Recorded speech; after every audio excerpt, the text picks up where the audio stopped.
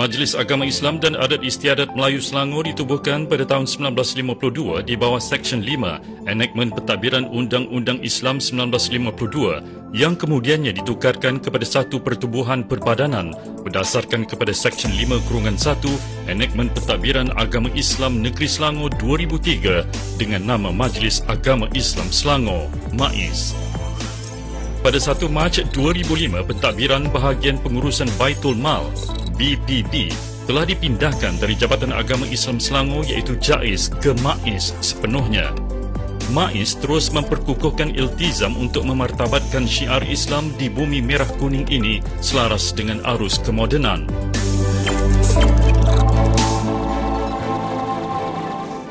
MAIS hendaklah membantu dan menasihati Duli Yang Maha Mulia Sultan berkenaan dengan semua perkara yang berhubung dengan agama Islam di dalam negeri Selangor, kecuali perkara-perkara hukum syarak dan yang berhubung dengan pentadbiran keadilan, dan dalam semua perkara sedemikian hendaklah menjadi pihak berkuasa utama di dalam negeri Selangor selepas Duli Yang Maha Mulia Sultan, kecuali jika diperuntukkan selainnya dalam enakmen ini.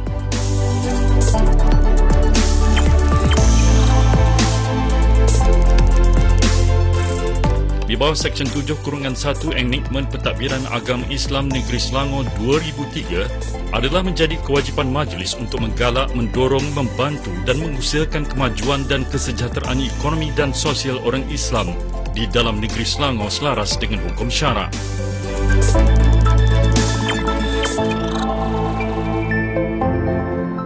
MAIS juga didokong oleh anggota MAIS yang terdiri dari pelbagai latar belakang kepakaran profesional dan akademik serta arif dalam hal ehwal agama Islam.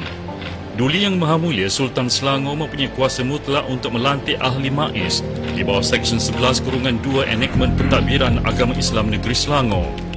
Di bawah Carta Pentadbiran Hal Ehwal Agama Islam Negeri Selangor, Duli Yang Maha Mulia Sultan Selangor mempunyai kedudukan tertinggi sebagai Ketua Agama Islam di Negeri Selangor. MAIS pula berperanan dalam pentadbiran hal ehwal agama Islam diikuti Jabatan Mufti Selangor yang melibatkan hukum syarak dan Jabatan Kehakiman Syariah Selangor berkaitan dengan kehakiman.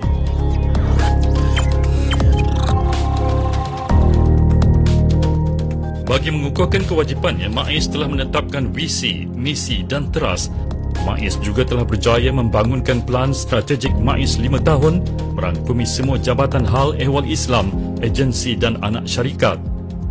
Matlamat ini juga didokong dengan pelaksanaan pelan strategik MAIS yang bermula pada 2020-2024. Selain itu, MAIS menyediakan pelbagai perkhidmatan terutamanya dalam membangunkan ekonomi dan sosial umat Islam di negeri Selangor. Antaranya, perkhidmatan menguruskan harta, pengurusan pemulihan al-riqab, pendaftaran mu'alaf, perkhidmatan sewaan hartanah, bantuan guaman syari'i dan konsultasi perundangan.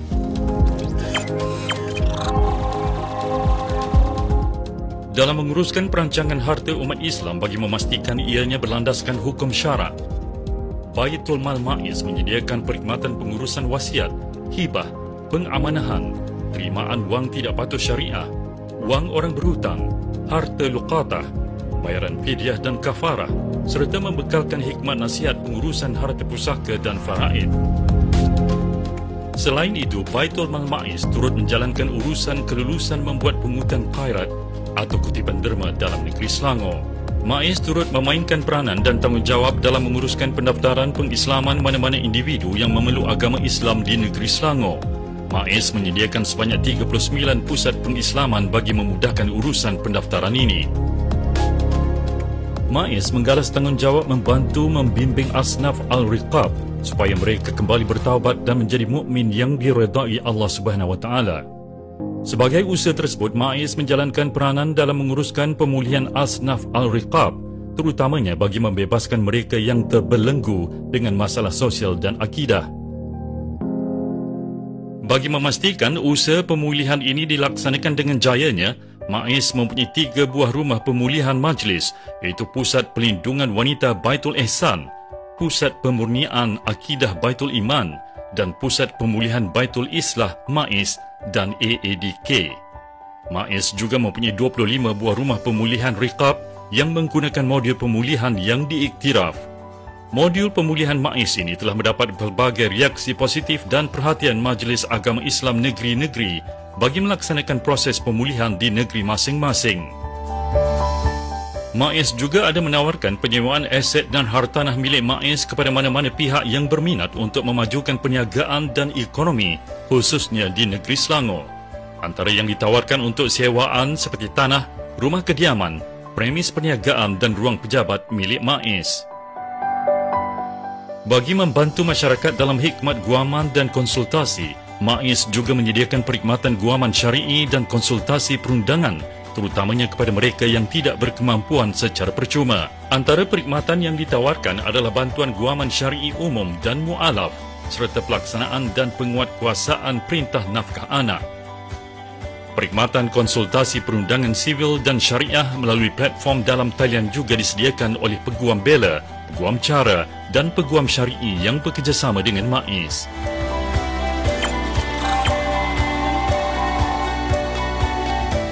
Turut sama memacu tanggungjawab bersama MAIS adalah Jabatan Hal Ehwal Islam di Selangor, iaitu Jabatan Agama Islam Selangor, Jabatan Mufti Negeri Selangor, Jabatan Kehakiman Syariah Negeri Selangor dan Jabatan Pendakwaan Syariah Selangor. Bagi memastikan kemajuan dan kesejahteraan ekonomi dan sosial umat Islam di dalam negeri Selangor terus dipacu dengan baik, MAIS turut mempunyai anak syarikat dan agensi di bawah MAIS, iaitu Lembaga Zakat Selangor yang berperanan menguruskan dan memanfaatkan potensi kutipan zakat serta memastikan pengagihan zakat yang dilaksanakan efisien, efektif dan berkesan. Seterusnya, Perbadanan Wakaf Selangor yang berfungsi menguruskan hal ehwal berkenaan wakaf dengan membudayakan dan memudahkan amalan berwakaf secara sistematik melalui kepelbagaian produk wakaf. Bagi memastikan umat Islam di negeri Selangor mendapat peluang melanjutkan pengajian dari peringkat asasi hingga ke program ijazah kedoktoran, Universiti Islam Selangor menawarkan program pengajian dalam pelbagai bidang. Bakti Suci Holdings Sendirian Berhad berperanan dalam menjalankan fungsi-fungsi utama MAIS, terutamanya dalam hal ehwal menggalak dan merancangkan ekonomi syarikat khususnya dan MAIS amnya. Teraju Ekonomi Asnaf Sendirian Berhad pula bertindak membantu mengagihkan bantuan zakat berkaitan keperluan asasi dan pembangunan usahawan asnaf serta melaksanakan program pembangunan ekonomi. Dan Yayasan Islam Darul Ihsan berperanan menyalurkan sumbangan kepada mangsa musibah dan malapetaka selain menjaga kebajikan anak yatim serta menyediakan rawatan dialisis.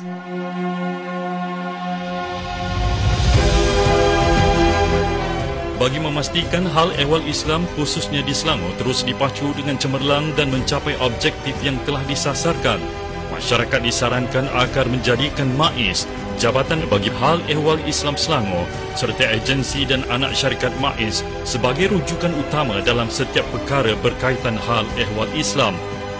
MAIS akan sentiasa menerajui sebaiknya amanah dalam mendaulatkan syiar Islam di negeri Selangor. MAIS menjunjung amanah.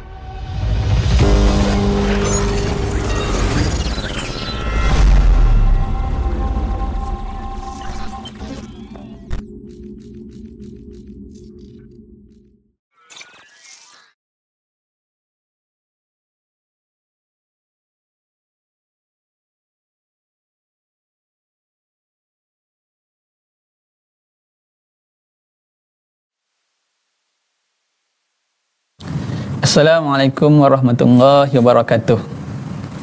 Apa khabar semua kepada para penonton di Muka Buku, di Channel Merah dan di TikTok. Alhamdulillah pada hari ini kita akan bersama lagi dalam wawancara live Majlis Agama Islam Selangor berkaitan dengan wasiat. Hari ini insya-Allah kita akan bersama dengan Tuan Ahmad Tirmizi bin Abdullah daripada Tirmizi & Co. InsyaAllah kita akan mendengar kupasan berkaitan dengan wasiat.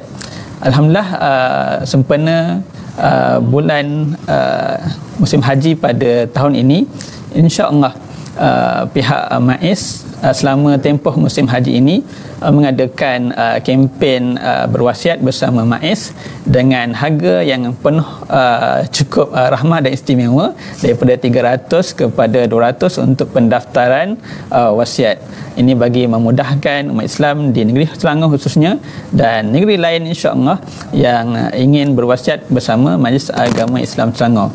Jadi untuk kita sebarkan mesej ini, mohon kepada semua para penonton di Muka Buku, di TikTok dan di channel Merah untuk kita sebar-sebarkan pengisian kita atau live kita pada pagi ini insya-Allah.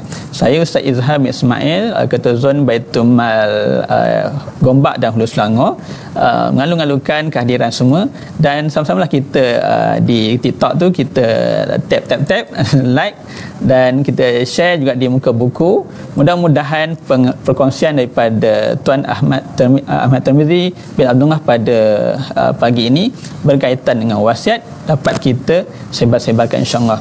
Jadi bagi yang ada di sana, jangan lupa insya-Allah kita akan ada hadiah istimewa yang kita akan berikan di akhir rancangan kita untuk menjawab soalan berdasarkan pengisian yang disampaikan oleh Tuan Ahmad Tirmizi pada pagi ini. Seperti biasa, hadiah kita adalah ini dia. Bijak Pusaka Game. Bijak Pusaka Game tema monopoli berkaitan dengan pusaka. Untuk memastikan kita faham dan kita dapat menerapkan dari awal untuk diri kita dan juga anak-anak kita untuk mengenali faraid dalam kehidupan kita insya-Allah. Jadi jangan lupalah, ini memang edisi eksklusif yang ada di MAIS sahaja insya-Allah.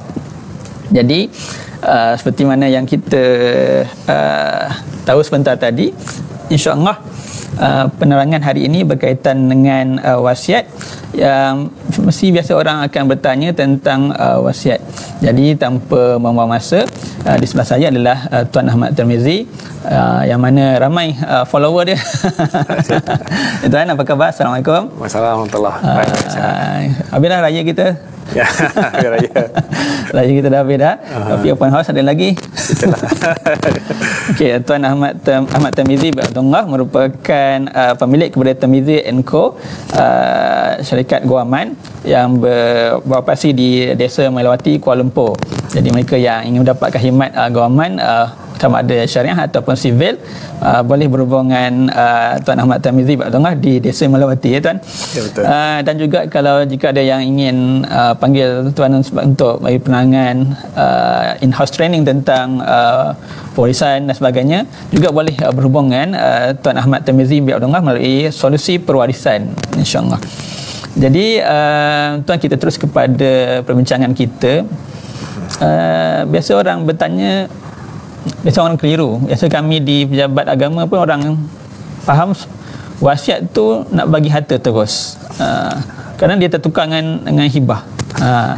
Jadi boleh Tuan Ahmad Tirmizi kongsi secara ringkas apa itu wasiat dalam Islam dan apa peranan wasiat itu sendiri. Bismillahirrahmanirrahim. Assalamualaikum warahmatullahi taala wabarakatuh.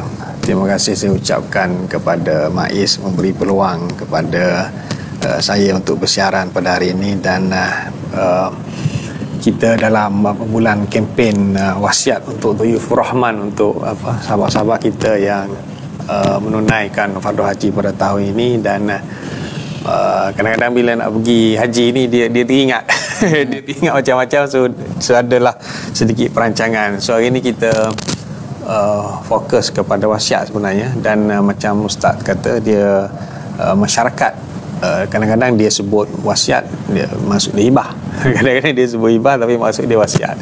So wasiat ni sebenarnya kita berikrar ataupun kita menyatakan hasrat pesanan kita, pembahagian itu selepas berlaku kematian. Kita nyatakan sekarang, tetapi hasrat kita nak membahagikan harta tersebut selepas daripada berlakunya kematian. Dia ramai yang nak bagi selepas mati, tetapi dia ingatkan benda itu hibah. Sebab dia jadi confused dengan hibah takaful contohnya, sebab dia ingatkan hibah takaful tu pun bagi lepas mati. Hibah takaful tu dia hibah pampasan itu. Hibah takaful tu walaupun nampak macam selepas meninggal, tapi hak untuk menuntut tu dia sudah pun hibah masa dia hidup. Jadi harta tu sudah pun wujud melalui perjanjian tu semasa hidup. Tapi dalam hal-hal yang lain, kebanyakan berkaitan dengan harta apa semua, kita tidak boleh confuse, keliru dengan hibah takaful tu. Jadi kalaulah kita berhasrat untuk membahagikan harta tu selepas meninggal, maka dia jadi wasiat. Dia tak boleh jadi hibah. Sebab hibah ni kita bagi semasa hidup, dan kesan daripada bagi semasa hidup tu dia akan menjadi milik penerima. Kalau penerima meninggal, dia akan jadi pusaka penerima. Keyword dia tuan? Keyword dia ialah pembahagian selepas meninggal, itu adalah wasiat. Cuma meninggal, kita pesan semasa hidup apa yang kita kehendaki. So pesan masa hidup tu dia tak jadi, dia tak transfer lagi harta tu. Dia tak transfer lagi. Dia tak transfer. Dia hanya pesan je. Pesan kita kerana kita ada hasrat, kita ada hak untuk menentukan pembahagian harta kita selepas kita meninggal. Hak itu kita gunakan instrumen wasiat. Itu maksud wasiat. Dia berkuat kuasa selepas meninggal. Tapi kalau kita langsung tak ada pesan, dia akan jadi faraid. Jadi kuasa kita terhadap harta kita nak ditentukan selepas kita meninggal. Kuasa itu ada pada wasiat. Seolah-olahnya macam kita dah meninggal, tapi ada something yang bercakap. Itu wasiat kita bercakap. Itulah lebih kurangnya makna wasiat. Kita menentukan pembahagian harta kita selepas kita meninggal. Kemudian dia ada juga pelantikan wasi dan sebagainya di dalam kandungan-kandungan wasiat tu lah. Selain daripada pembahagian. Jadi tuan-tuan yang berada di live kita, di medsos kita, boleh lihat pada bahawasanya wasiat itu adalah pesanan ketika hidup, ya tuan? Betul. Ketika hidup. Dan benda ni selagi mana kita masih hidup, nak tukar apa kali, nak pindah apa kali, silakan. Boleh. Sebab pesan. Nama pesan kan. Dan dia bukan bagi harta tu masa hidup.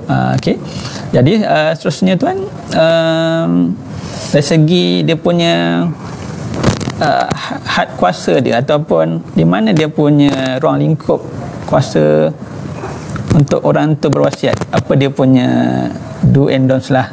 Kalau mudah kata macam tu lah. Had mana dia boleh berwasiat? Itulah. Walaupun kita boleh menentukan pembahagian harta kita selepas berlakunya kematian, tetapi wasiat ini dia ada had-had dia. Yang paling ketaranya ialah kita tidak boleh berwasiat melebihi 1/3 daripada harta.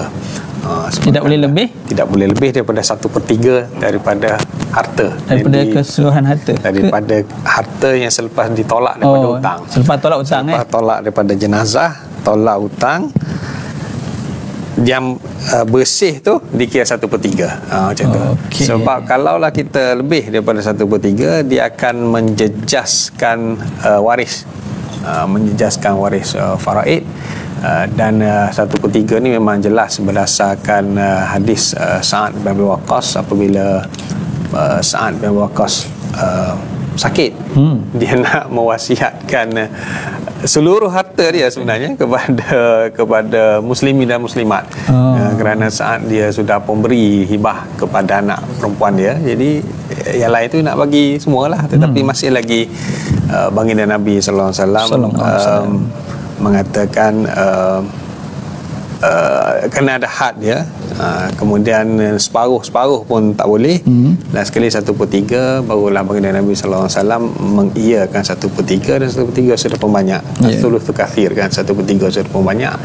Kerana bahagian yang ditinggalkan kepada waris still kena ada bahagian faraid 2/3, dan meninggalkan waris dalam keadaan kaya lebih baik daripada meninggalkan dalam keadaan meminta-minta. Dan itu yang pertama lah. Yang had yang kedua ni, wasiat ni sebenarnya instrumen tu kepada bukan waris. Kepada bukan waris. Kepada bukan waris. Sebab waris dia sudah pun adalah hak dia di dalam faraid. Jadi wasiat kepada bukan waris pada kadar 1/3, contohnya nak bagi amal jariah. Kalau kita masa kita sihat ni, masa kita hidup ni, kita nak pergi banyak-banyak pada masjid pun kita tak tahu kokok kita bedridden dengan pampers dengan apa. Jadi kita ada portion kita ada hak, kita boleh katakan okey 1/5 daripada duit di tabung haji saya wasiatkan untuk diwakafkan kepada masjid. Contohnya sekurang-kurangnya kita ada amal jariah kepada kita dan benda tu berkekalan. Cumanya kalaulah kita buat wasiat kepada waris, dia ada pula dengan izin daripada waris lah. Maksud dengan izin tu tuan, masa kita berwasiat tu kena minta izin ke ataupun dah meninggal nanti fasa pelaksanaan tu? Itulah, dia izin daripada waris tu selepas meninggal lah. Kalau masa sihat ni semua bagi izin je. Sebab waris itu sendiri pun ditentukan selepas meninggal. Kita tak tahu siapa waris kita. Kadang-kadang duduk depan kita masa kita sihat ni, kok yang duduk depan tu meninggal dulu, accident ke apa ke contohnya kan. Jadi penentuan waris tu berlaku apabila pemilik harta tu meninggal, dan perlu minta izin lah, dia panggil takharus pula, adakah dibenarkan ini ada wasiat daripada pemilik harta dia, tapi dia wasiat kepada waris, adakah waris ini membenarkan. Kalau dia membenarkan, dia kena tahu dulu hak faraid dia. Dan sebenarnya membenarkan itu sebenarnya dalam bentuk takharus dari sudut ilmu faraid, dia bukannya wasiat tu automatik sah sebenarnya. Wasiat pesanan, sebab dia kepada waris maka dia tertakluk kepada izin waris lah. Sebab tu kita sebenarnya, bagi saya, kalaulah saya jumpa klien ke untuk wasiat ni, saya lebih kepada wasiat amal jariah, dan dia ada anak tiri, anak angkat yang perlu dijaga, sebab ataupun kepada cucu yang anak kita meninggal awal tapi ada cucu, cucu tu dia selalunya terdinding dengan anak lelaki. Jadi kita buat wasiat lah supaya kebajikan mereka ini terjaga. Itulah lebih kurang. Jadi begitulah tuan-tuan, puan-puan yang dirahmati Allah sekalian, berkaitan dengan teknikal berkaitan dengan wasiat dan waris. Kita baru sebut intronya lah. Tadi kita sebut pun pasal waris pun, itu pun biasanya berlaku salah faham berkaitan dengan istilah waris tu sendiri kan. Maksudnya ada yang faham bahawasanya waris tu semua saudara mara adalah waris. Ni waris kita ni. Jadi bukannya dalam bab faraid ini dia adalah waris faraid. Dan waris faraid itu adalah siapa waris faraid yang hidup ketika si mati tu meninggal dunia. Ya. Itulah itu kena belajarlah. Kena belajar. Jadi kalau tuan-tuan yang pernah buka web MAIS, www.mais.gov.my, boleh tengok kat situ ada kalkulator faraid MAIS. Kita ada kalkulator Ustaz untuk bagi kefahaman kepada umat Islam untuk mengenali waris faraid. Maksudnya kalau aku meninggal hari ini, siapa waris aku? Contoh macam itulah. Kena kenal. Kalau berlaku perceraian, dia jadi lain. Kalau ada berlaku kelahiran, dia jadi bertambah lah. Dan itulah yang kita boleh lihat dalam surah An-Nisa, dalam ayat 11, 12, itu ada bercerita tentang faraid. Kadang orang marah kita, Ustaz, kenapa 1/6? Kenapa saya 1/8? Itu saya tak boleh jawab lah. Cik buka lah surah Nisa, ada jawapan dia.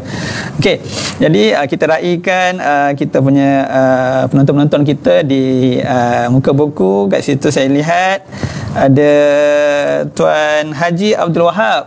Tuan Haji Abdul Wahab, Assalamualaikum semua. Waalaikumsalam Tuan Haji. Terima kasih ya Tuan Haji ikut kami. Dan seterusnya Nur Farah Razali 2, Assalamualaikum Ustaz Izhar dan Tuan Ahmad Tirmizi. Waalaikumsalam. Assalamualaikum.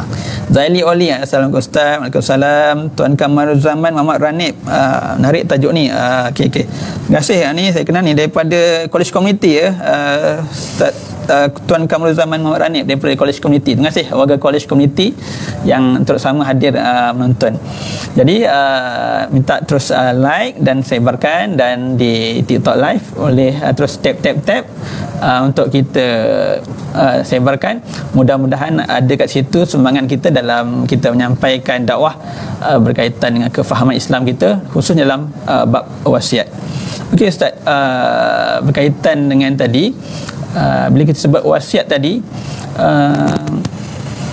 adakah wasiat ni dia macam tadi kita kata boleh ubah? Ada setengah orang faham kata tak boleh ubah. Biasanya wasiat ada sebab wasiat mulut. Ada yang wasiat bertulis, ada yang rakam video saja. Jadi macam mana dari segi bila seorang itu meninggal, kita nak kira yang mana, dan masa hidup pula adakah boleh diubah-ubah tu macam mana? Kalau ke hari-hari ubah pun jenuh juga kita. Dia wasiat ni memang kita boleh ubah, kita boleh pindah. Yang macam ni kita kena faham, wasiat ni kita ijab sebelah pihak semasa hidup. Kita buat wasiat ni kita tak perlu bagi tahu pun kepada penerima wasiat sebenarnya. Tak perlu pun, sebab dia akan kabul selepas pemilik harta tu meninggal. Oh, itu beza beza dengan hibah. Kalau hibah dia kena kita kabul, ijab dan kabul dalam satu majlis. Dalam satu majlis kena qabat pula. Qabat lah. Kena qabat juga, dia penguasaan terhadap harta oleh penerima harta. Kalau wasiat tadi? Kalau wasiat tadi dia hanya ijab semasa hidup. Tapi bolehlah kalau kita nak bagi tahu penerima, cuma dia tidak wajib lah, sebab dia qabul pun berlaku selepas meninggal. Dia boleh juga menolak selepas meninggal, selepas dia bacakan wasiat. Kalau dia rasa dia tak perlu, dia boleh menolak. Jadi bila dia hanya bersifat ijab semasa hidup, jadi pemilik harta ni dia boleh ubah. Dia boleh ubah dan dia boleh batalkan sebenarnya at any time lah. Kalaulah kadang-kadang lebih baik kalaulah dia sudah pembuat wasiat tu secara bertulis. Ini yang kita syorkan lah secara bertulis, supaya benda ni tidak menimbulkan pertikaian. Walaupun dari sudut hukum wasiat itu boleh sah secara lisan apabila dibuktikan dengan bayinah apa semua. Wasiat juga boleh sah dengan video tu. Dengan kita punya kitabiah yang panggil kan. Nanti dia kata ini AI Ustaz. Itu pembuktian di mahkamah lah, pembuktian di mahkamah. Sebab Islam dia tidak menolak kemodenan tu, tapi dia adalah beban-beban bukti tu. Nak tengok genuine tak genuine dia punya video tu ni. Cara nak genuine kita orang edit ada. Kan pandai orang edit kan ni. Kena adalah bayinah apa semua tu dikemukakan di mahkamah. Cuma nak ceritanya benda tu luas. Benda tu luas, dan Islam dia tidak Islam ni dia murunah, dia ikut perkembangan zaman. Cuma sebab itulah disebabkan untuk menjadikan lebih mudah untuk pelaksanaan nanti. Dan lagipun di Malaysia ni kalau wasiat kita akan dapat geran probit itu mengikut mahkamah sivil. So dia tertakluk pada akta probit. Jadi lebih baik kita buat secara bertulis. Cuma apabila kita buat secara bertulis, disebabkan even wasiat non muslim sekalipun, bukan saja wasiat muslim, sebab kita pemilik harta tu dia boleh ubah. Kita nak cerita dia boleh ubah sebab hak kita. Hak kita boleh ubah. Ubah itu sama ada kita batal terus, kita ganti orang lain, kita ubah jumlah, kita tukar harta dan sebagainya, selagi pemilik harta itu, pewasiat itu masih lagi berakal dan waras. Janganlah dia sampai nyanyuk tu nyanyuk tu orang lain tu, orang lain yang akan ubah. Selagi dia sendiri berakal dan waras, dia boleh ubah. Yang pertamanya sama ada dia buat terus wasiat baru. Wasiat baru, kalau dia buat wasiat baru tu dia kena sebut terus dalam, kita panggil apa, mukaddimah dia tu, preamble tu, wasiat ini adalah wasiat yang menggantikan wasiat sekian-sekian. Wasiat saya dengan Maiz ni menggantikan wasiat saya buat dengan syarikat amanah sekian-sekian. Hari ni jumpa Maiz, nak buat dengan Maiz. Jadi sebut terus. So, jangan jadi bergaduh pula antara Maiz dengan contoh Maiz tu. Itu satu. Kalaulah dia tidak nak membatalkan keseluruhan wasiat, dia cuma nak menambahkan sebahagian saja, kita panggil dia kodisil. Dalam bahasa kita ni, bahasa undang-undang dia panggil kodisil. Dia boleh tulislah, saya menambah kodisil terhadap wasiat saya bertarikh 1 Januari 2020. Dengan ini saya membahagikan harta rumah teres saya di Seremban tersebut kepada anak tiri saya, berbanding sebelum ini saya menyatakan memberikannya kepada anak angkat saya. Anak angkat dia dah pergi masuk penjara sebab dadah ke apa semua, dia kata bukan anak angkat, jaga dia anak tiri pula sebab ada suami baru yang sudah pernah ada anak jaga. Macam-macam orang macam-macam cerita. So dia boleh buat juga dia panggil kodisil tadi, dengan menyatakan secara jelas hanya beberapa klausa di dalam wasiat sebelum ini yang dibatalkan, ataupun yang secara lebih tadi dia batalkan teruslah. Sebab kadang-kadang kalau asyik berwasiat tapi tidak jelas, lebih-lebih lagi dia tak tulis pula wasiat tu, Ustaz, lagilah dia akan jadi confused. Dan ada juga kes-kes yang mahkamah akan decide lah siapa, mana wasiat yang terakhir, mana wasiat yang kontra, mana wasiat yang saling melengkapi. Jadi memang hak itu ada kepada pemilik harta selagi dia hidup dan selagi dia waras fikiran. Dan kadang-kadang dia punya pembatalan tu boleh berlaku secara perbuatan. Contohnya dia kata, saya wasiatkan kereta saya ni kepada anak saudara dia. Anak saudara dia bukan waris, sebab yang dapat harta dia adalah adik-beradik dia. Tapi dia tak ada anak saudara tu banyak jaga. Dia wasiat tu masa anak saudara dia tu duduk mengaji universiti. Lepas tu dah bekerja, anak saudara pun dah beli kereta sendiri. Last sekali dia jual kereta tu. So secara automatik dia sebenarnya sudah membatalkan kandungan tu lah. Sebab dia berdasarkan fi'li dia tu, qarinah dia tu, dia jual. So tak adalah wasiat bagi kereta tu, tapi bukan keseluruhan wasiat tidak sah, Ustaz. Kandungan tentang kereta tu dia sudah batalkan sebab dia sendiri pun jual dan anak saudara tak perlu pun kereta. Jadi kandungan kereta tu kita kata dia membatalkan pemberian itu kerana keperluan itu sudah pun tidak ada. Tapi wasiat-wasiat kandungan dari wasiat lain itu masih lagi sah lah. Kita tengok satu persatu lah itu. Walaupun dia tak tulis, dia batalkan, tapi perbuatan dia melupuskan kereta semasa dia hidup, itu pun dikira pembatalan terhadap klausa pemberian tadi. Dan ini memang boleh lah sebab harta dia, Ustaz. Harta dia masa dia hidup, dia boleh decide. Dan dia fleksibel kepada pemilik harta. Itu kelebihan wasiat lah. Okey. Jadi gitulah berkaitan dengan sedikit yang kita lihat.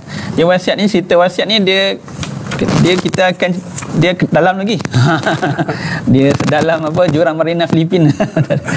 Dia dalam dia berdasarkan situasi-situasi yang berbeza.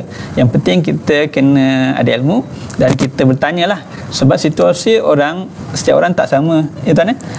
Jadi dalam konsep yang tadi, zaman sekarang ni perlulah wasiat tu secara yang rasmi lah, bertulis dalam sistem. Kalau kita di MAIS ni kita guna sistem siswa. Sistem siswa ni boleh buka secara online, isi saja dalam tu maklumat harta dan sebagainya, penuhkan dia punya senarai kat situ, wasiat tu dia dah adalah bayarannya sekarang ni RM200, insya-Allah boleh lah. Benda tu menggunakan perkhidmatan MAIS. Okey. Jadi tuan, bila kita sebut tadi berkaitan dengan wasiat ni kepada waris, kepada bukan waris, tentunya kita perlu memahami siapa waris dan siapa bukan waris kita. Ini bab faraid lah. Ada setengah orang dia potong terus kan, kami tak nak faraid. Kami tak nak faraid, ada kan, sebab mungkin kita faham kadang kejahilan, kejahilan kita sangka baik, kejahilan lah, bukan kalau dia tahu tu cerita lain lah. Itu dah langgar hukum Allah Ta'ala kan. Jadi mungkin kejahilan, jadi perlulah kat situ kita bagi faham. Kalau rasa susah nak bagi penerangan, boleh jumpa dengan pihak MAIS di pejabat-pejabat agama ada, jumpa firm government pun ada, silakan. Tapi kami di pejabat agama ada. Jadi bincang elok-elok, pakat elok-elok, mudah-mudahan hubungan tu tak jadi retak, pecah sebagainya. Bab kata tuan guru kami berkaitan dengan bab faraid ni, Ustaz Wan Halim bagi cerita ke orang ramai, faraid ni mengeratkan silaturahim. Bukan faraid tu punca pecah, tidak. Tapi bagaimana kita memahami, dan mudah-mudahan dia jadi jambatan kita, silaturahim kita untuk kita masuk syurga Allah Ta'ala dengan menjaga silaturahim.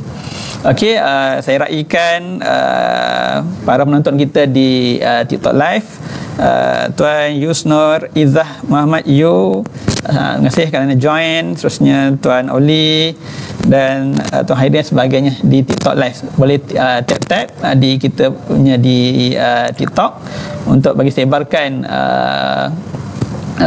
kita punya live ni kepada semua masyarakat. Apabila kita lihat di TikTok ni ramai anak muda, jadi kat situ saya bahkan supaya mereka faham.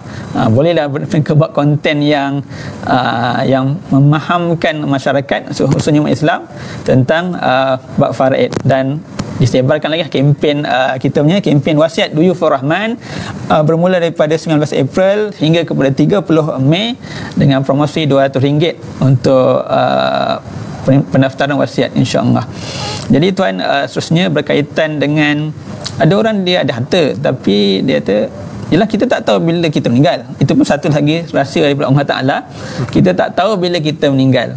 Dan kita tak tahu apa keadaan kita, sama ada kita perlukan kewangan waktu tua, atau kita terlantar atau sebagainya.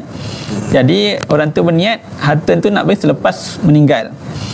Jadi tuan, bagaimana kalau seorang tu dia nak berwasiat kepada masjid, NGO ataupun badan-badan lain macam ni, yang adakah boleh untuk khusus kepada badan ataupun NGO kan? So itulah kelebihan wasiat. Mana kita panggil wasiat amal jariah tadi. So wasiat amal jariah, dia boleh untuk dia salurkan wang tersebut sama ada kepada individu ataupun kepada badan-badan kebajikan ataupun kepada masjid dan sebagainya. Cumanya kalaulah nak memudahkan di dalam wasiat itu, sebenarnya dia ada satu lagi klausa awal, dia panggil wisayah. Pelantikan wasi. Selalunya klausa pertama dalam wasiat dalam MAIS sekalipun, kita akan lantik dulu, kita panggil pentadbir, siapakah yang akan melaksanakan wasiat kita. Walaupun sebenarnya ada je wasiat pembahagian tapi tak lantik siapa-siapa. So dia kena pergi pula kepada surat kuasa mentadbir dan sebagainya lah. Yang orang jadi tak suka kepada faraid itu bukan tak suka pada faraid, saya nampak dia tak suka pengurusan tu. Faraid itu yang menyelesaikan sebenarnya. Pengurusan itu pengurusan itulah dia ada satu ilmu lain pula tentang pengurusan harta pusaka, dan dia lain tempat, lain negeri, lain negara, lain dia punya undang-undang. Jadi kadang-kadang disebabkan tidak adanya pelantikan wasi tadi, tidak ada wisayah tadi, menyebabkan pengurusan tu yang jadi cerewet. Sebab nak lantik siapa akan jadi pentadbir dan sebagainya, dia akan jadi panjang, sama ada kena surat penolakan ataupun kena DDA di pusaka kecil, sekarang dipanggil pejabat pembahagian pusaka. Jadi kalaulah kita ada wasiat, dia ada kelebihannya kita sudah pun lantik siapa yang akan menguruskan harta selepas kita meninggal, selepas pewasiat meninggal, iaitu dalam istilah kita panggil wasi, orang yang akan menjadi pentadbir. Pentadbir itu sudah pun dilantik oleh pemilik harta semasa dia hidup. Jadi wasi tadi apa maksud? Ulang sikit. Wasi itu dia akan melaksanakan hasrat pewasiat tadi. Melaksanakan hasrat pewasiat selepas pewasiat meninggal. Jadi kita tidak perlunya kepada keizinan daripada waris. Wasi tak perlu dapat izin daripada waris sebab dia sudah pun dilantik oleh pewasiat semasa hidup. Pemilik harta dah lantik dia, untuk menguruskan harta dia selepas dia meninggal. Contohnya ada yang hari ini dia lantik MAIS menjadi wasi. So kalau MAIS boleh terus saja jalankan mendapatkan geran probate, dan tidak perlu contohnya kalau ada waris dia seorang dekat Vietnam, seorang dekat UK, tak perlu. MAIS terus saja boleh jalankan kuasa wasi dia, dan selepas tu MAIS akan carilah, wasi akan carilah waris tu. Tapi cara untuk memastikan hasrat dia tadi, wasiat, contohnya dia nak bagi kepada masjid, dia nak bagi kepada NGO untuk melaksanakan kebajikan, so tu saja wasi akan allocate. Wasi akan pertamanya wasi akan membayar hutang. Kalau dalam wasiat tak ada hutang, boleh ditulis senarai hutang tersebut, wasi akan sahkan selepas kematian, sama ada hutang tu masih lagi valid dan sebagainya, itu kerja wasi. Kemudian hutang pun dia kena selesaikan, hutang dia kena selesai lah. Kalau lantik wasi kena selesaikan hutang tu. Itu antara kelebihan kelebihan berwasiat itu kan. Kelebihan berwasiat jadi mudah untuk selesaikan benda tu. Sebab dia dah bagi arahan tu dekat wasi. Kalau dia tinggalkan macam tu, tak ada wasi, kan waris tu kata macam tu, kan waris ni kata macam ni, itu pun jadi tidak jelas. Kalau benda tu dah jelas, selalunya wasi dia akan mengambil proaktif lah bila dilantik. So dia akan sentiasa update klien dia. Apa lagi kalau ada kita kata pertambahan harta baru, update kepada wasi dan sebagainya lah. Untuk buka ni mungkin 200 dengan MAIS, pegawai MAIS akan berhubung terus lah dengan pemilik harta tu, dan sentiasa updated lah, update kemaskini wasiat tu, kita panggil wasiat komprehensif.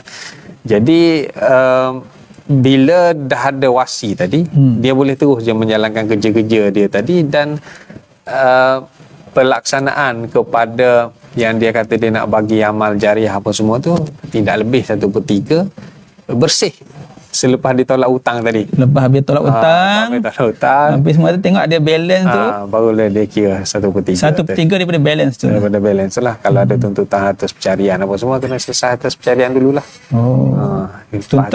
Tuntutan atas pencarian sebelum wasiat, sebab dia dikira adalah hutang pasangan tu.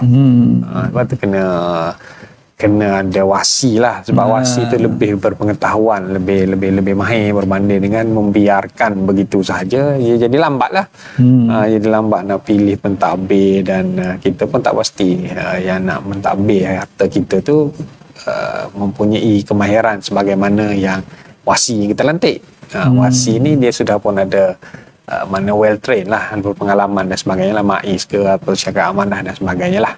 Itu maksud dia, dan boleh menjalankanlah hasrat kita tadi, masjid dan sebagainya tadi.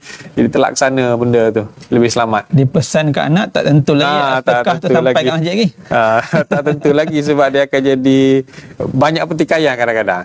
Banyak pertikaian, sebab kalau kita tak lantik wasi tadi dalam wasiat, itulah perkara hasrat kita tu dibimbangi. Jadi maksudnya waris-waris ni dibantu oleh wasi tadi untuk menguruskan harta tu lah. Betul. Itu kalau ada balance, ada baki. Kalau ada hutang, wasi settlekan dulu. Itu kena minta dekat ni lah waris lah. Kalau habis harta itu tak apa, pandai wasi macam mana dia usahakan lah. Okay, jadi maksudnya kat sini tuan-tuan sahabat di TikTok, muka buku dan sebagainya, wasiat ni melantik wasi ni bukan sekadar untuk kita mengagihkan harta 1/3, tetapi untuk menguruskan tanggungjawab kita yang lain lah, hutang kan, dan juga sebenarnya dia lebih kepada jadi orang tengah lah untuk memudah dengan waris-waris lain tu. Kadang mungkin kebanyakan kita ni tak tahu sangat tentang teknikal ni, jadi dibantulah, dibantu maksudnya arwah niat dia tu untuk bantu waris-waris saja memudahkan urusan. Jika dia tahu dalam dalam waris dia tu ada yang jenis panah bagan, dia kata kalau ni susah, jadi niat dia untuk adalah pihak ketiga yang membantu. Okey. Jadi seterusnya jika ada soalan di muka buku dan di TikTok live, boleh share dengan kita. Kita ada lebih kurang 16 minit 17 minit lagi untuk kita habis untuk hari ini, insya-Allah. Jadi okey, terima kasih kepada Zuhairi Mat Desa di muka buku, baik faham, amat bermanfaat. Okey, insya-Allah mudah-mudahan kita berikan yang bermanfaat, insya-Allah, untuk kita kongsi sama-sama. Mudah-mudahan ada baiknya untuk kita hari ini dan juga mungkin masa akan datang. Mungkin hari ini mungkin ada yang rasa tak perlu berwasiat, mungkin kan. Jadi mungkin pada masa yang tertentu, pada masa akan datang mungkin perlu kan. Kita tak kata semua mesti buat wasiat hari ini, tidak, ikutlah kesesuaian masing-masing. Okey, jadi insya-Allah kita nak bagi soalan tuan. Ada soalan tuan nak pilih? Okey, tunggu sebentar lagi kita akan bagi soalan. Okey, jika kita lihat tadi tuan, kalau kita nak bagi kepada mana tadi, bagi kepada amal jariah tadi, nak bagi kepada masjid, nak bagi kepada NGO sebagainya, memang kita perlukan sebut secara, sebenarnya biasa orang terkeliru, dia nak wasiat kepada Mak Tafiz, dia perlu sebut nama Mak Tafiz ke tu atau model dia? Itu biasa berlaku kan. Itulah, dia sepatutnya dia kena sebut kepada Mak Tafiz tu. Kalau model tu kan jadi wasiat individu pada model tu, jadi bahaya pula. Sebab pernah jadi. Jadi wasiat individu pada model tu, ada harta model tu, harta pusaka model tu pula bergaduh pula dengan anak si pewasiat ni. Jadi dia kena sebut dengan jelas, dia bagi, kalau dia secara spesifik mengatakan saya wasiatkan, contohnya selalunya ulama sebut 1/5 pun sudah memadai, ustaz. Tak mestinya 1/3 tu maksimum. Sebab saya tengok dalam kitab-kitab lama pun kebanyakan ulama ulama-ulama Nusantara kita pun dia kata 1/5 pun sudah madai. Contohnya dia kata 1/5 dia bagi dekat pondok tu ataupun madrasah tadi tu. Okay. Kalau dia ada spesifik dia boleh sebutkan secara spesifik, tapi kalaulah benda tu dalam bentuk wakaf, apa-apa hal pun yang menjaga harta wakaf ialah Majlis Agama Islam Negeri. Cuma kita akan consider benda tu sebagai wakaf khas dia khaskan kepada Mahatafiz tu. Jadi apa-apa hal pun untuk menjamin kelangsungan, dia panggil wakaf dalam bentuk wasiat dia tadi, dan dia spesifik dah kepada madrasah tu tadi. Madrasah tu mana AJK tu lah, di dalam madrasah tu akan menguruskan. Kalau dalam bentuk cash dia tu, cash tu lah. So dia bukan kepada mudir tu. Kalau mudir tu tak ada pun, mudir selepas tu lah AJK dan sebagainya lah. Dia kena dia boleh spesifik. Ataupun kalau yang tak nak spesifik pun tak apa, dia sebut je dia wakafkan secara majariah kepada Majlis Agama Islam Selangor. Lagi senang. Sebab bila dah bagi pada MAIS, terpulang kepada MAIS untuk gunakan ke arah mana, ke masjid, ke surau, ke madrasah pun pahala yang berpanjangan lah. Cuma kita tak boleh nak stop lah. Kalau dia kata dia nak bagi pada tahfiz tu, tak ada masalah. Cuma kalau lah ada spesifik tu, buat secara proper. Dan insyaAllah lah kalau dengan siswa MAIS tu, saya yakin akan diberi panduan dan cara penulisan yang lebih tepat lah, supaya hasrat tu tercapai dan dia tidak di tengah jalan. Sebab zaman sekarang ni perlu kita ketahui bahawasanya selain daripada segi hukum, kat situ kita ada perlu diharmonikan dengan undang-undang. Undang-undang. Contohlah yang paling mudah kalau orang faham, warisnya ada 5 orang, hartanya adalah kereta. Kereta bawa JPJ. JPJ undang-undangnya letak apa nama? Boleh letak 5 nama? Tak boleh. Kena letak satu nama. Jadi kat situlah dia kena diharmonikan. Kat situ ada takharuj dan sebagainya lah. Kalau wakaf tu dia adalah ikut kalau dikatakan rumah rumah dia tu untuk jadi tahfiz, dia kena tengoklah undang-undang PBT lah macam mana. Boleh tak boleh rumah tu sesuai atau tidak, aspek bomba keselamatan boleh tak boleh, kat situlah. Jadi penting ada pentadbir lah untuk menguruskan ikut kemaslahatan bersamalah, insyaAllah. Jadi tuan, bila orang sebutkan ni tentang wasiat, itu jika orang tu berwasiat, asal kes dia tidak berwasiat, kan? Wasiat ni dia tidak wajib, tuan. Tidak wajib. Yang wajibnya jika tak ada apa-apa dia jadi faraid lah. Tapi boleh tuan ceritakan perbezaan dari segi hukum dan segi perundangan negara kita, wasiat dan juga faraid, pelaksanaan faraid. Kalaulah wasiat, kita sudah tentukan sebahagian harta kita tu kepada siapa. Jadi kita kena jalankan wasiat tu terlebih dahulu. Yang baki bersih tu barulah difaraidkan. Sebab wasiat tu kita buat pembahagian tadi kepada anak angkat, anak tiri yang bukan waris tadi, dia laksana 1/3 saja. Itu maksimum dia 1/3. Balance 2/3 perlu difaraidkan, still dapat dekat waris lah. Kemudian dari sudut pengurusan tu, kalau dalam wasiat kita dah lantik wasi tadi, lagi senang lah, sebab dia tidak perlu kepada pejabat pembahagian pusaka dan tidak perlu kita kata LA, Letter Administration, surat kuasa mentadbir. Kerana kalau ada wasiat, dia terus saja pergi ke mahkamah tinggi, dia panggil Grand Probate. Grand Probate itu lagi melancarkan, kerana permohonan Grand Probate itu dibuat oleh wasi yang dilantik dengan dia mengeksibitkan affidavit pengesahan wasiat daripada 2 orang saksi yang mengesahkan kewujudan wasiat mengikut undang-undang probate itu sendiri pula. Sebab tu dia kena bertulis. Sebab kita kena meraihkan uruf setempat kita. Uruf setempat di negara kita ni macam tu. Jadi kita buatlah wasiat yang paling, orang kata paling kebal lah, paling mudah untuk dijalankan. Walaupun zaman moden boleh je nak buat wasiat video apa semua, tapi kita belum sampai perundangan kita yang tackle perkara tersebut yang sudah mudah. So kita ikut mudah kitanya, bertulis, ada 2 orang saksi dan mudah untuk dijalankan. Kita kena ikut juga uruf setempat, yang mana kebanyakan ulama-ulama mazhab Hanafi sebut uruf ni perlu diraihkan supaya pelaksanaan tu nanti memudahkan di mana kita berada tu. Jadi di kita ni di Selangor khususnya, di Malaysia amnya, memang kita galakkan penulisan wasiat secara bertulis melalui siswa ataupun bertulis, kemudian ada pegawai yang akan handle, dan kita akan comply dengan undang-undang tu lah untuk mendapatkan kita panggil grant probate tadi, dan hak waris tu still ada lah. Waris tu still ada kerana kita tidak boleh lebih baik meninggalkan waris dalam keadaan kaya daripada meminta-minta. Kalaulah kita nak bagi lebih kepada bukan waris tadi, tak kena bagi hibah lah. Itu dalam bab lain pula lah, dan hibah tu pun dia kena ingatlah dia masa hidup dan kesannya semasa hidup. Kalau banyak harta tak apalah, setengah hibah setengah wasiat ke. Jangan rangkumkan hibah wasiat sekaligus habis pening. So itulah lebih kurang dia, Ustaz.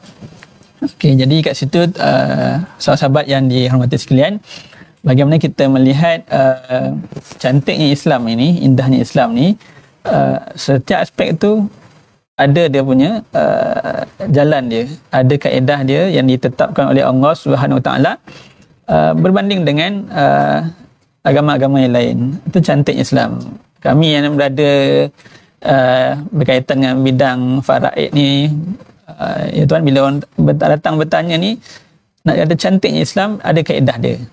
Dia kaedah ni bukan merumitkan, tetapi bagaimana takwa kita, takwa kita dalam kita mematuhi perintah Allah Subhanahu Wa Taala, daripada kita membataskan nafsu kita, daripada kita memakan hak orang lain.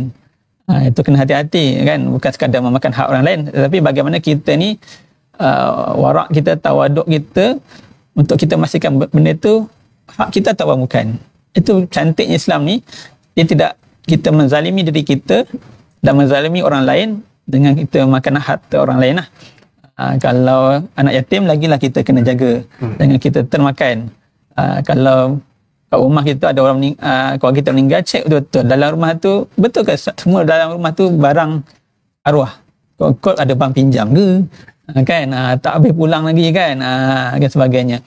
Jadi jika ada soalan boleh teruskan, kita akan cuba tanyakan. Dan Ustaz, untuk soalan terakhir, Ustaz, mungkin kita ulang semula, bagaimana kita nak pastikan wasiat yang kita sampaikan tu adalah wasiat yang sah dari segi hukum dan dari segi undang-undang negara kita. Itulah, kalaulah kita nak pastikan wasiat ni kita buat ni adalah sah dari segi hukum dan boleh dilaksanakan, nasihat saya sebenarnya kita buat wasiat tu dengan dengan profesional lah. Maknanya kita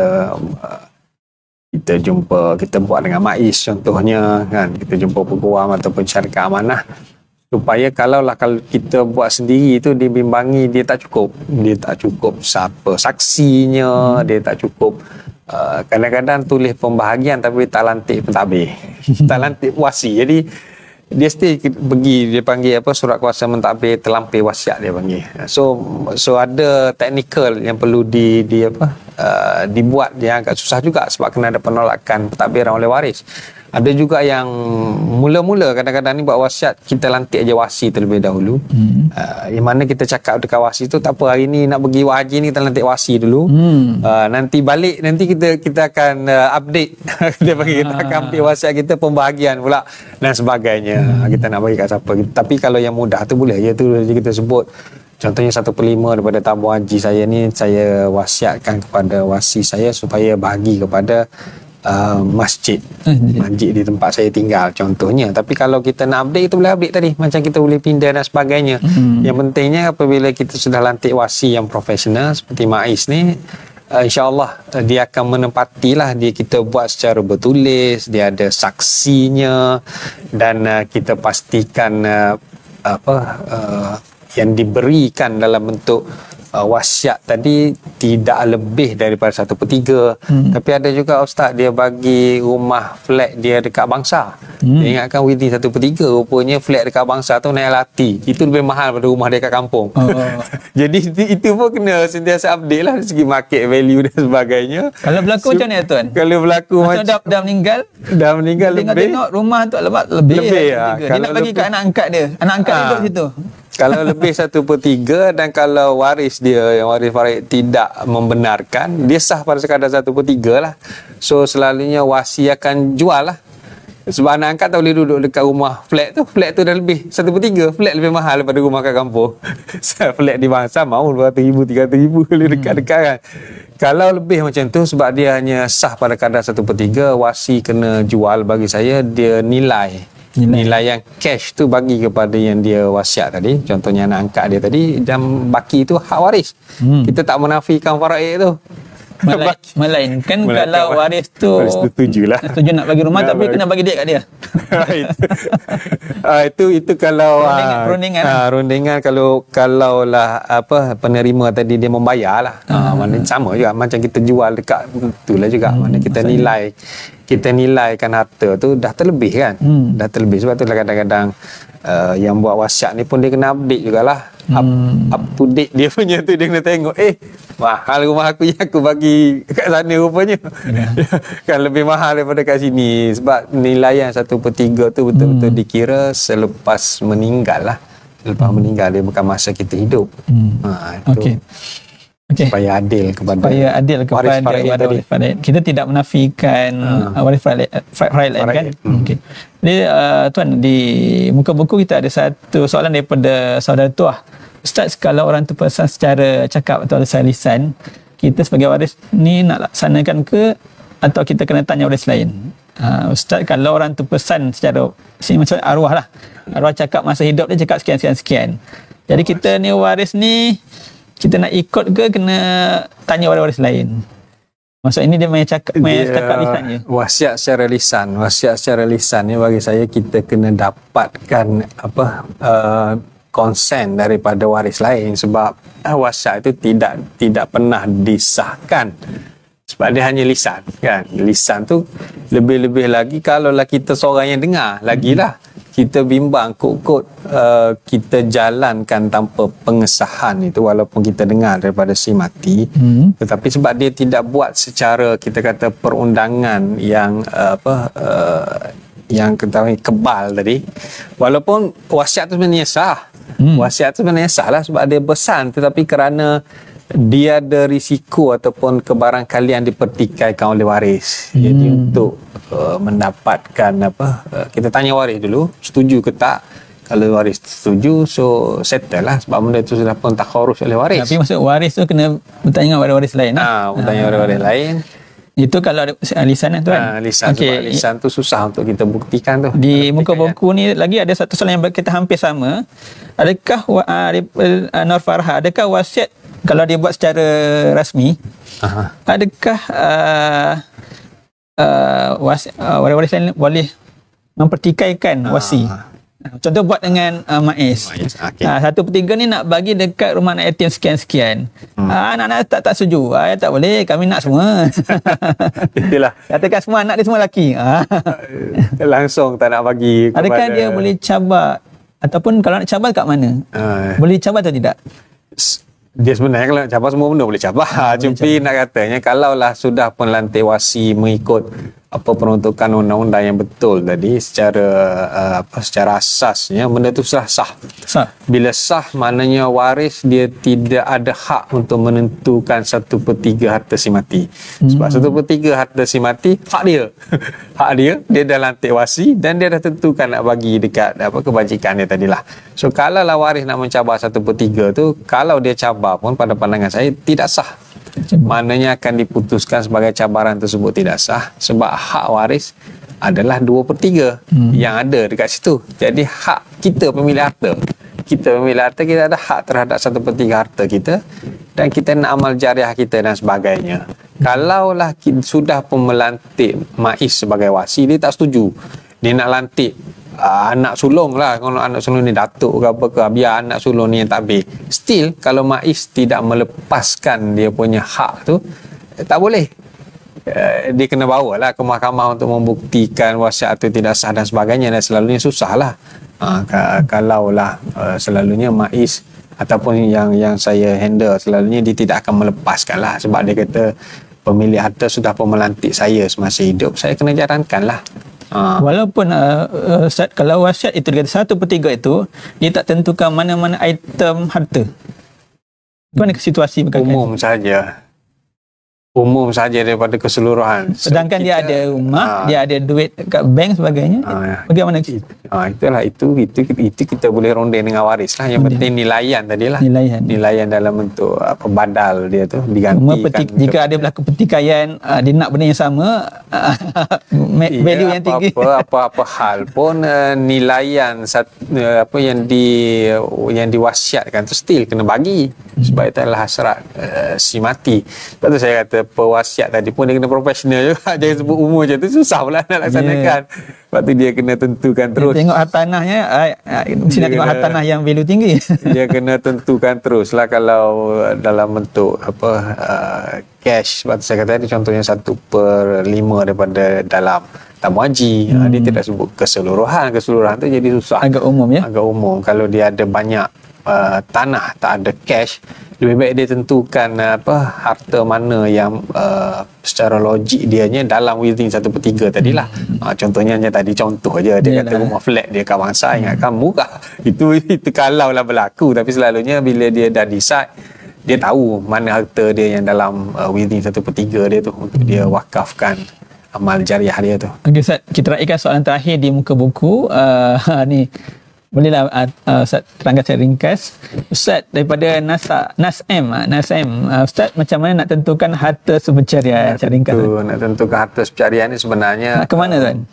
Kalaulah dia pertikaian sama waris, kita pergi ke mahkamah syariah lah yang akan menentukan. Mahkamah rendah ke mahkamah tinggi tuan? Mahkamah tinggi syariah. Mahkamah tinggi syariah. Cumanya sebenarnya kalaulah waris tu simple antara isteri dengan anak-anak, dia boleh muafakat je. Muafakat je deal kat luar. Muafakat kalau tak payah pergi mahkamah syariah apa. Mahkamah syariah ni berkongsi harta dengan buku syar'i lah. dia bagus juga tu pergi. Tapi sebenarnya kalau hanya melibatkan isteri dan anak-anak, kita tanyalah mak tu kan, isteri tu dia rasa beberapa tanah ayah engkau ni, arwah ni, mak rasa mak nak ambil dulu sebagai harta pencarian, jadi boleh tak? So kalaulah hanya waris yang simple saja, selalunya kita nasihatkan settle melalui persetujuan ajalah. Secara tafarus diberi dulu secara logiknya 30%, 25% memang dapat kepada isteri walaupun isteri tak bekerja. Itu memang normalnya. Bahkan geng-geng wanita ni nak pohon lebih. So kalaulah waris setuju, dia boleh decide berapa nak bagi kepada pasangan si mati. Cuma kalaulah tiada permuafakatan, kena bawa kepada mahkamah syariah. Mahkamah syariah melihat bukti lah. Selama tak Ustaz? Itu kalau bergaduh memang dia makan masa jugalah, sebab pembuktian dan macam-macam teknikal di mahkamah lah. Selalunya isteri ni jarang pegang bukti. Jadi take time lah. Itu yang jadi take time, sebab kita nak cerita sumbangan, dia panggil sumbangan. Selain daripada isteri tu, kita nak lebihkan bahagian dia tu, kita kena cerita sumbangan langsung dia kepada harta-harta tu lah. Okey. Mudahnya boleh muafakat. Mudahnya. Iyalah, mudah-mudahan benda boleh buat bincang lah. Jangan buat rumit lah kan. Okey. So tak nak rumitkan keadaan. Okey. Tuan boleh bagi satu soalan yang simple. Kita raikan kita punya penonton kita untuk kita bagi bijak pusaka game khas untuk pendengar kita yang bertuah. Okey, tuan silakan. Bukan soal SPM Kalau saya boleh bagi soalan, contohnya tentang kita banyak bercakap tentang isu 1/3 hak wasiat kepada waris. So apakah dalil yang dipegang ataupun yang disandarkan oleh ulama terhadap hak berwasiat itu pada kadar 1/3? Kalau mana-mana peserta dapat jawab, kena dapat hadiah daripada kita. Sumber ni maksudnya sumber pendalilan tentang kadar had wasiat pada kadar 1/3. Sumber Al-Quran ataupun sumber hadis ataupun sebagainya lah. Jawab je, nanti kita akan lihat lah yang mana yang sesuai. Maksudnya sumber tu ulang balik Ustaz? Dia punya sumber pendalilan kita yang dipegang oleh ulama bahawasanya had wasiat itu adalah pada kadar 1/3. Had 1/3 tadi tu sumbernya dari mana ya Tuan? Lebih kurang macam itulah. Had 1/3 tadi sumbernya dari mana? Kita pakai 1/3 tu. Kalau tadi faraid ada dekat surah Nisa ni. Okey.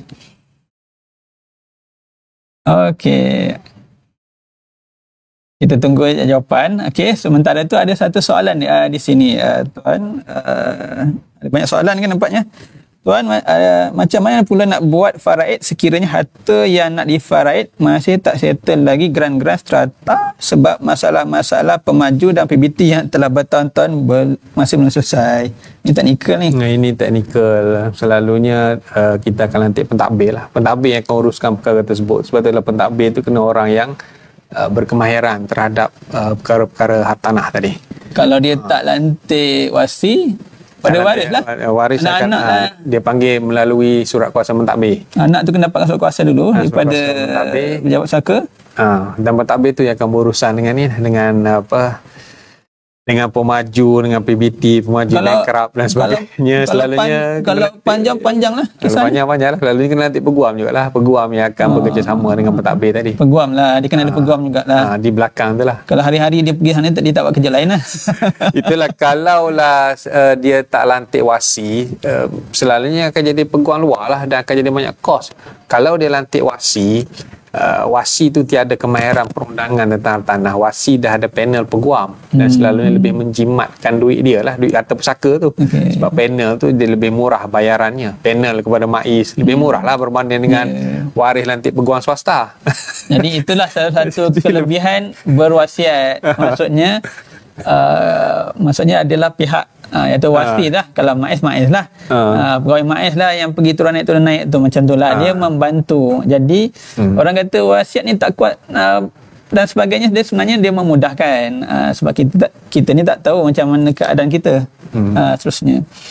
Okey. Ada pemenang ke? Belum ada yang jawab? Okey. Okey, saya bagi dia punya ABC lah. Ada? Oh, ada tu di situ. Saya nampak macam ada yang dah jawab tu. Okey. Lagi semua yang bawah tu saya nampak pemenangnya adalah Haji Abdul Wahab yang menjawab hadis. Hadis yang bawah tu. Dia bagi dua jawapan tu, tapi kita ambil lah jawapan yang kat bawah tu. Haji Abdul Wahab jawab hadis. Betul tuan? Betul. Daripada hadis. Nak tulis matan mungkin panjang kot. Okey, hadis. Okey. Jadi itu saja. Kita insyaAllah Tuan Haji Abdul Wahab nanti boleh PM kita punya admin muka buku, bagi nama, nombor telefon, alamat untuk kita hantar ni bijak pusaka game ni kepada anda insyaAllah. Mudah-mudahan adalah manfaatnya insyaAllah. Jadi seterusnya untuk kita tutup majlis kita pada hari ini, saya lalukan kepada semua penonton untuk meraihkan musim haji ini.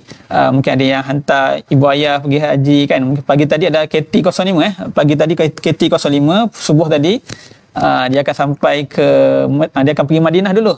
Penerbangan yang hari ini dia akan pergi Madinah dulu. Mudah-mudahan dipermudahkan urusan dan semua warga kerja, petugas tabung haji dan semualah yang menyantuni jemaah haji. Kita doakan mudah-mudahan selamat, diterima amalan ini, mudah-mudahan diberi kesabaran insya-Allah. Dan jika dah sampai dekat Mekah tu, dah sampai kat Madinah ke, nak isi online sistem siswa boleh. Boleh. Kalau yang pandai tu bolehlah isi sistem siswa tu untuk berwasiat ke, nak buat hibah ke pun boleh. Janji ada dokumennya dan bayaran pun secara FPX online sahaja. Zaman kan dah mudah. Harta tu dekat luar negara pun boleh, harta tu dekat Selangor boleh, mana-mana negeri negara pun boleh. Kita ni dah jadi macam apa, Ismail Ulam Raja, apa bukan, Sulaiman Akhlakan. Sulaiman Akhlakan menguruskan. Kalau ada yang kembali ke rahmatullah, dimaklumkan kepada pihak kami yang berwasiat, orang yang berwasiat tu warisnya maklumkan kepada pihak MAIS, dan kita akan uruskanlah pelaksanaan wasiatnya bagi harta yang diwasiatkan, insya-Allah. Jadi rebutlah peluang harga istimewa RM200 untuk berwasiat pada musim haji pada tahun ini. Okey, itu saja. Saya ucapkan terima kasih kepada Tuan Ahmad Tirmizi bin Abdullah daripada Tirmizi & Co. Mudah-mudahan ada manfaatnya. Terima kasih Tuan. Nanti kita jumpa lagi lah, insya-Allah. Kita kongsi-kongsi ilmu. Mudah-mudahan dapat mengeratkan silaturahim dan menguraikan mungkin salah faham dari kalangan ahli keluarga. Okey, itu saja. Kita tangguh dengan tasbih kafarah dan surat subhanakallah wa bihamdika asyhadu an la ilaha illa anta astaghfiruka wa atubu ilaik. Bismillahirrahmanirrahim. Wal 'asri innal insana lafi khusr illa allazina amanu wa 'amilus shalihat wa tawassaw bil haqq wa tawassaw bis sabr. Terima kasih. Assalamualaikum warahmatullahi wabarakatuh.